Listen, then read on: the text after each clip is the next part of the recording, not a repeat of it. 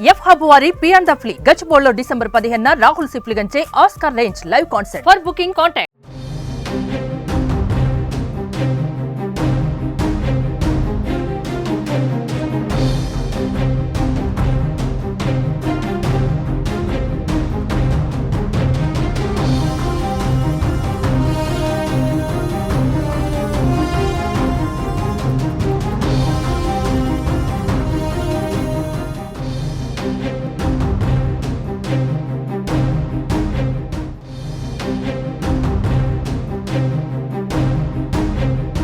కేంద్రంలోని నరేంద్ర మోదీ సర్కార్ మరో సంచలన నిర్ణయం తీసుకుంది. జమిలీ ఎన్నికల బిల్లుకు కేంద్ర కేబినెట్ ఆమోదముద్ర వేసింది.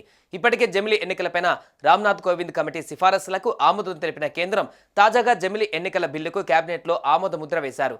మార్చి 14న మొత్తం 18,629 పేజీలతో జమిలీ ఎన్నికలపైన రామ్నాథ్ కోవింద్ కమిటీ రాష్ట్రపతికి నివేదికను అందజేసింది.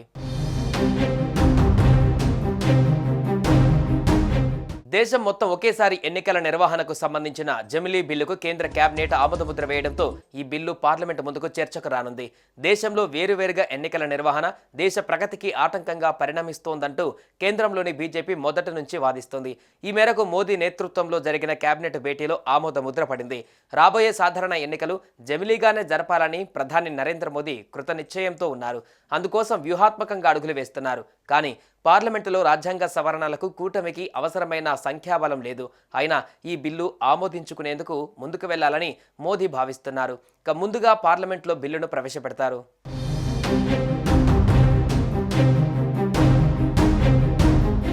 గతంలోనే కోవింద్ కమిటీ సిఫారసులకు కేబినెట్ ఆమోదం తెలిపింది. కోవింద్ నేతృత్వంలోని అత్యున్నత స్థాయి కమిటీ 18,626 పేజీల ఈ నివేదికను రాష్ట్రపతి ద్రౌపది ముర్ముకు సమర్పించింది. 2023 సెప్టెంబర్ 2న ఈ నివేదిక రూపకల్పనకు శ్రీకారం చుట్టారు. పలువురు నిపుణుల సారథ్యంలో 191 రోజుల కసరత్తు అనంతరం ఈ నివేదికను పూర్తి చేశారు.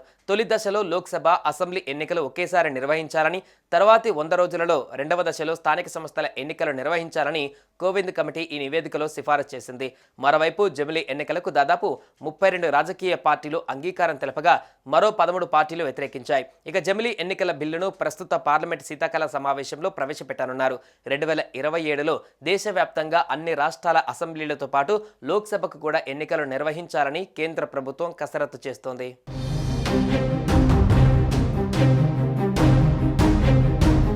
జమిలీ ఎన్నికలకు సంబంధించి రాజ్యాంగ సవరణతో కూడిన బిల్లును పార్లమెంటు ఉభయ సభలు కనీసం 67% సానుకూల ఓట్లతో ఆమోదించవలసి ఉంటుంది.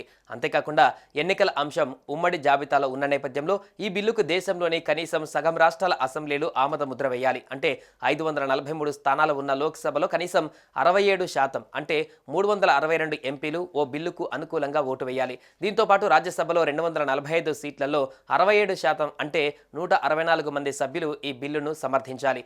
దీనికి తోడు కనీసం 14 రాష్ట్రాల అసెంబ్లీలు బిల్లును ఆమోదించవలసిన అవసరం ఉంది.